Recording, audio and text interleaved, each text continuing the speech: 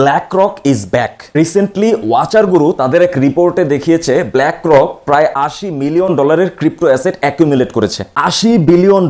এটা আমার আর আপনার কাছে অনেক বেশি অ্যামাউন্ট মনে হলো, BlackRock-এর কাছে এটা অনেকটা ছেলে খেলার মতো। তাহলে কে এই BlackRock? BlackRock হচ্ছে পৃথিবীর সবচাইতে বড় অ্যাসেট ম্যানেজমেন্ট কোম্পানি। কি পরিমাণ অ্যাসেট তাদের কাছে রয়েছে? এই পর্যন্ত পাওয়া ইনফরমেশন অনুযায়ী বর্তমানে BlackRock-এর কাছে সব মিলিয়ে প্রায় $10 ট্রিলিয়ন অ্যাসেট আছে। That's right, $10 trillion asset. বিটকয়েনের ইটিএফ যেদিন থেকে চালু হয়েছে সেদিন থেকে এখন পর্যন্ত মাত্র 341 দিনে BlackRock প্রায় $80 বিলিয়ন অ্যাসেট আন্ডার ম্যানেজমেন্ট করেছে। কারেন্টলি BlackRock-এর কাছে ঠিক কত বিটকয়েন আছে জানেন? বর্তমানে BlackRock একা 7,06,000 বিটকয়েন হোল্ড করছে, যেটা বিটকয়েনের টোটাল সাপ্লাইয়ের 3.5%।